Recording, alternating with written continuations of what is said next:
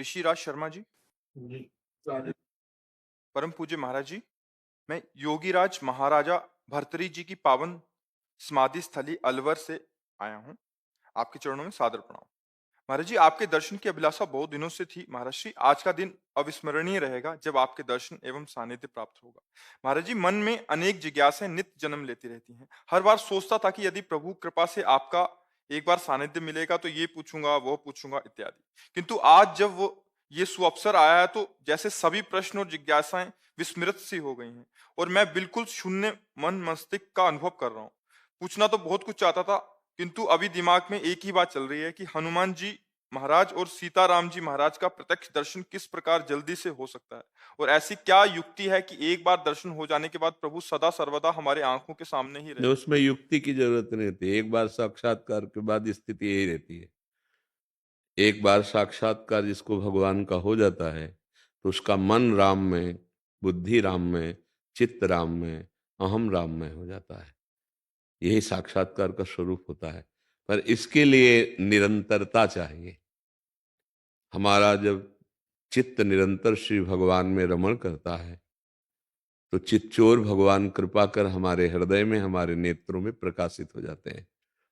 भगवान स्वयं बोले हैं, अनन्य चेता सततम यो माम स्मरति नित्य सा तस्याहम सुलभा। पार्थ, सुलभा माने सुलभ, मैं उसके लिए हूं। किसके लिए? बोले जो अनन्य चेता सततम यो माम स्मरति नित्य सा, जो मेरा नित्य स्मरण सतत करता है, एक क्षण के लिए भी नाम न भूले। अगर नाम नहीं चल रहा तो और किसी साधनों में इतना बल नहीं भगवत साक्षात्कार करा दे।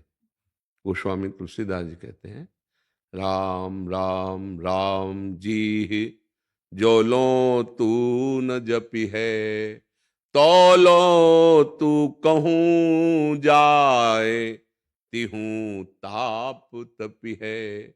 सुरसर तीर बिन नीर दुख पाई है, सुर तरु तरे तो ही दारिद सताई है।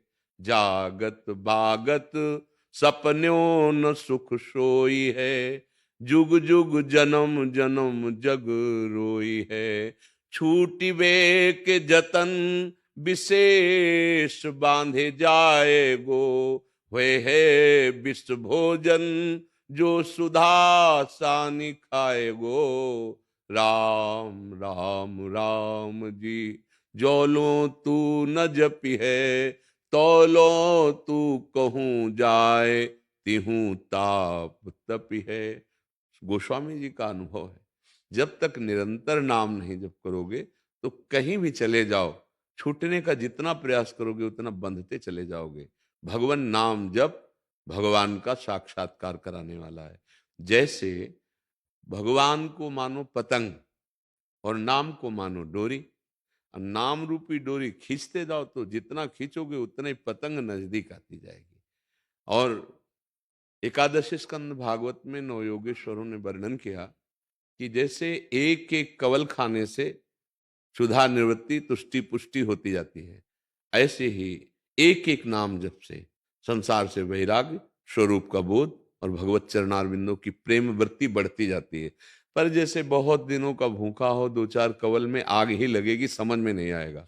पर वो अपना काम कर रहा है, भूख मिटा रहा है। पर जब वो आधा पेट होगा तब उसे समझ में आएगा। ऐसे ही हम जैसे थोड़ा नाम जप कर लें तो और आग बढ़ती है। यद्यपि वो काम कर रहा है, पर समझ में तब आएगा जब 24 घंटे में कम से कम 12 घंटे भजन होने लगे, तब आपको स्वाद समझ में आएगा। और कहीं निरंतर भजन होने लगा तो भगवत साक्षात्कार हो जाएगा। भजन ही साधन है जिससे भगवान की प्राप्ति होती है। गोस्वामी जी कह रहे हैं, मैं भगवान शंकर को साक्षी करके कहता हूं, मेरी जीभ गल जाए जो थोड़ा भी मिथ्या बोलूं। मेरे माई बाप, मुझे जो कुछ प्राप्त हुआ रा और माँ इन्हीं से प्राप्त हुआ है। गोस्वामी जी कह रहे हैं, बस हमको महापुरुषों की बात समझनी है। भगवत साक्षात्कार कैसे होता है? प्रभु को अपना मानकर निरंतर नाम जपने से होता है।